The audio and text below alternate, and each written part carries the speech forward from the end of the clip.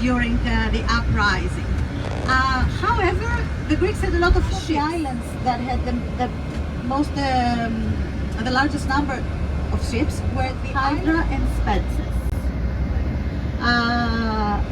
So they gave over their ships to be used as battle ships during, consider the wall that surrounded the town, which was taken down, as I told you. So there was a sea wall as well, which after liberation the locals did not feel they wanted anymore, because it just made it, apart from, you know, trapping them within the walls, it also was more, it was unhygienic. The climate in general here is not ideal, and it gets very down after liberation. But for the purpose of the war, the fact that there was islands that provided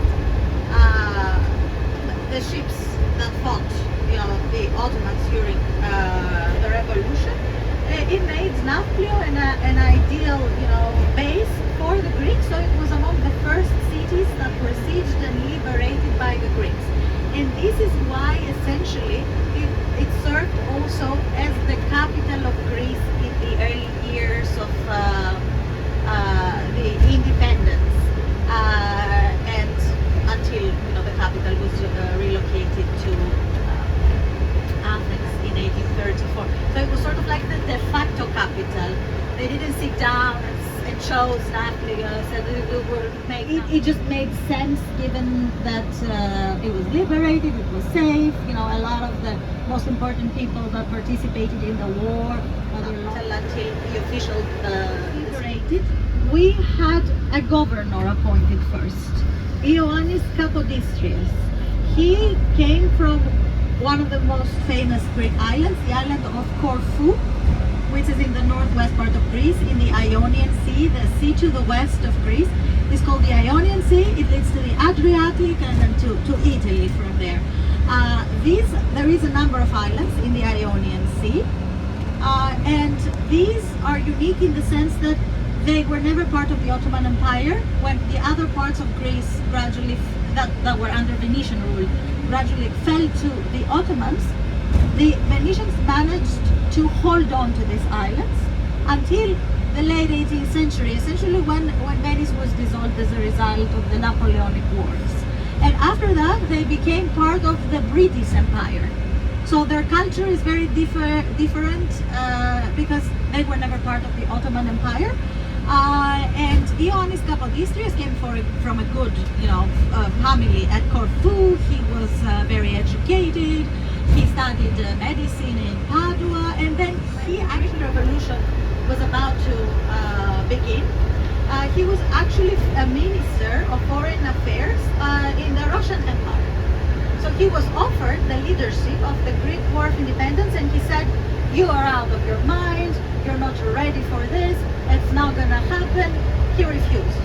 He was right in his evaluation, but the Greeks actually started fighting one another during the War of Independence. There was civil war, which is not surprising at all. If you know the Greeks, you kind of expect that. And so, but eventually, you know, and we also did get a lot of help from Russia. It is in 1827, essentially, there was a big naval battle between the Ottoman fleet and the allied fleets of Britain, Russia, and France. The naval battle of Navarino in the southwest part of the Peloponnese, and this pretty much marked, you know, the outcome of the Greek, the fleet of the Ottomans. So Ioannis Kapodistrias was offered the governorship of Greece after the successful outcome of the Greek War of Independence. He resigned his position in the Russian Empire, and he accepted that, you know, building the Greek state from scratch. I mean, there was nothing, literally nothing. And at that stage, you know, the city was full of immigrants and orphans, scratch, to organize the military, to build schools, to organize, you know, the educational system. He placed a lot of emphasis on education. People, once they saw the guards, they thought, this must be something valuable. So that's how they increase. Everybody knows that story, in association with Capodisters. Anyway, he was a man that wanted, to properly organize the state, and he had eventually. He was actually assassinated by his political rivals, because at that stage, you have to imagine that there were a lot of different people with competing interests that had contributed. We didn't have a royal dynasty, so we had one imported from Bavaria. So our first king was King Otto, and his wife Queen Amalia. When he came to Nafplio, he came originally to Nafplio, he was under 18, so there was originally a council of regency ruling instead, of him. Located here, so Otto did not really, relate much, to Nafplio. It is, most of his life as a king he lived in Athens, and the palace was built there. The modern day building of the parliament, of the Greek parliament, which was built for Otto and Amalia originally. So he abdicated. So we have a constitutional member of the Greek royal family. They were not Greek by, but a lot of hostility again in a shoebox, because he was a baby at the time. So he was not particularly fond of, at least when he was young. I don't know if you've seen The Crown. Okay. Anyway, so no monarchy. And we have a presidential democracy, so they had, as well as the few years during which it served as the capital of Greece, make it, these fortresses. Then, certainly Nafplio would be some 30 minutes from Nafplio to Epidaurus, so we have almost 15 more minutes to get to there. So you see how there are many olive trees around here. This is an area that is particularly dedicated to the production of a certain variety of olives here. And there are 3 places that are called Epidaurus. Okay? The one we are going to is the Asclepion of Epidaurus. What is an Asclepion? A sanctuary dedicated to Asclepios, the most important healing deity of the ancient Greeks and Romans. The Romans called him Aesculapius, so same name, different ending. So the gods, would become associated from place to place and from time to time with different things. But Asclepios was like the proper thought developed, during the ancient Greek and Roman times. So the Roman times, it has been estimated that there were roughly 300 around the empire, something like that. Because as you understand, everybody wanted some access to medical services, and of course there were doctors. You didn't need to go to the Asclepion in the strict sense, but of course a medical center was, an environment where you could travel with your health. The other 2 places that are called Epidaurus are on the way back to Athens, and it was basically the city responsible for the sanctuary of Asclepios back in the day, in the ancient times. And there is New Epidaurus, which is a village in the mountains, not far from here, which is mostly famous because it's where the first National Assembly took place during the War of Independence. And the first time, as I told you, the Asclepion of Epidaurus and the Asclepion are not very well preserved. The theater hall, the Greek ones are a bit different.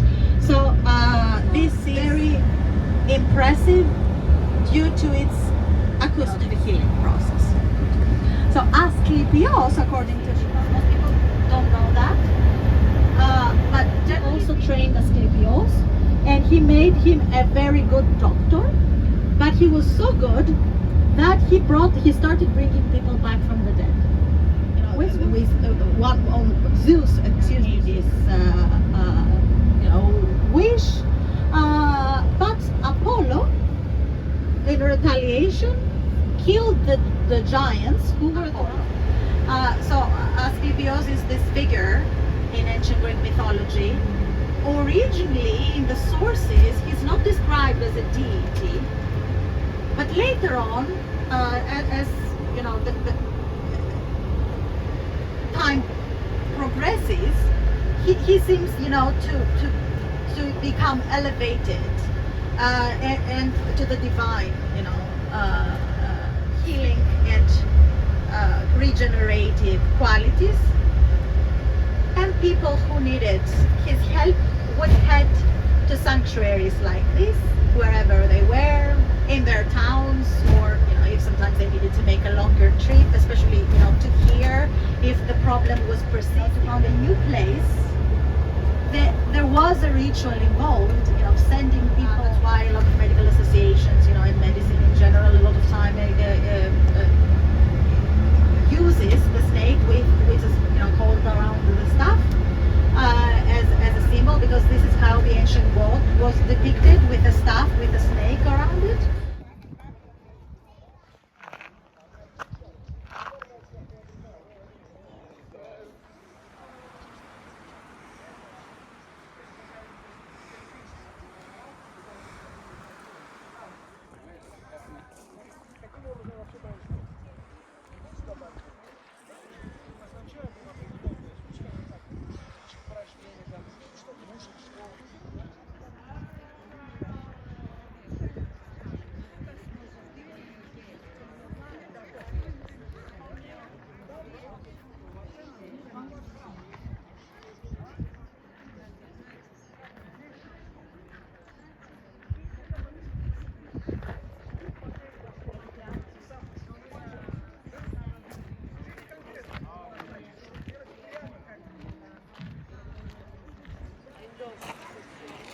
Abajo era para los más y abajo sí, y la que estaba arriba era para los más